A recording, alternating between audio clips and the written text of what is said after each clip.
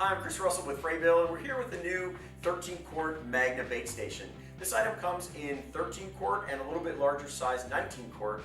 And we're just going to talk a few things that you can go through when you bring this home for the first time. There's a little bit of setup you have to do to put this thing into action. So when you get this and get it home, you're going to get three things that come with the Magnum bait station. You get a heavy-duty strap, which we've already got attached here. That's pretty straightforward in how to do that. You also get the aerator hose with the stone, and you get a 12-volt adapter that works with the aerator itself. So this comes with the unit, and today we're going to talk about getting the aerator set up and ready to work. The aerator works off 12-volt, this adapter. It works off 2 D batteries, and you can also buy a secondary adapter to make it work off 110-volt. But we're just going to talk about the battery placement and getting the aerator set up. So I've got a couple D batteries here, and when you get this home for the first time, you're going to open this up. The aerator is built into the lid, and it's attached with 2 thumb screws in the bottom of the lid. So we're going to take these out. It takes just a second because they are long. We want to make sure that as this is riding in your boat, maybe it's in the back of your car, that there's no way that this is going to vibrate loose, and these thumb screws maybe are going to come loose for you. So they're really long. You'll see that they go all the way through the aerator. They hold the lid on. There's an O-ring seal inside of that, and it keeps everything secure. So the aerator comes off. It's really easy to access at this point. You can just lift this off. You can see the waterproof O-ring is built right into that, and then the 2 D batteries go into inside the aerator itself. They're marked on which way they go, so even though it should be pretty straightforward, we just make it that much easier for you. The batteries snap right in, and you can test this right now to make sure that the aerator is functioning. It's a 2-speed aerator. It's got low and high, and it's ready to go. And while we're looking at it here, this is also the adapter for the 12-volt accessory that comes with it. So we're ready to go with this. We can put this lid back on.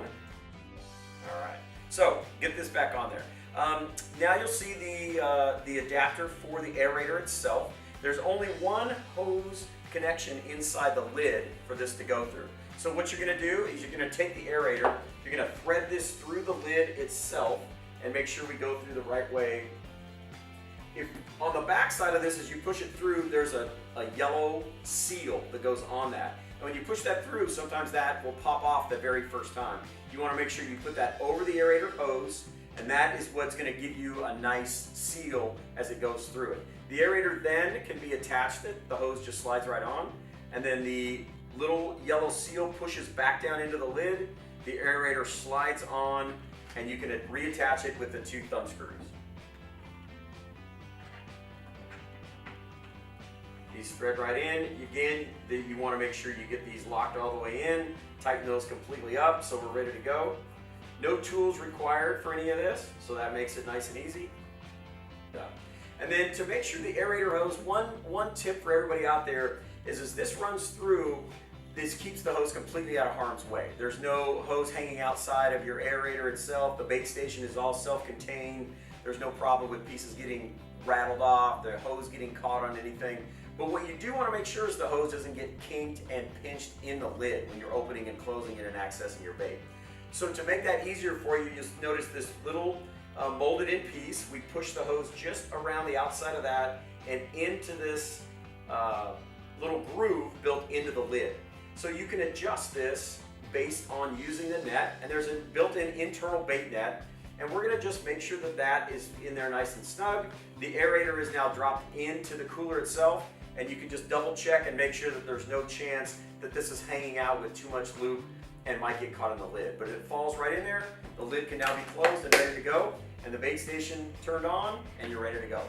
This is designed to hold minnows for up to 3 days. The batteries, a new set of D batteries, should last you about 72 hours. Keeps your bait at the correct temperature, maintains it whether it's very cold outside or very hot outside, and you know this is also very watertight. It's not completely waterproof because obviously if you're pushing air in, some air has to escape. There's a vent built in underneath this aerator that allows a slight amount of air to escape. So if you turn this completely upside down, it's not waterproof. But if you fill this with bait at the local bait station, you bring it to you down to your boat or the dock, you can put this in the back of your car, in your RV, and know that the water's not going to slosh out, you're not going to have any spills inside your vehicle. and the bait's safe and the temperature's controlled.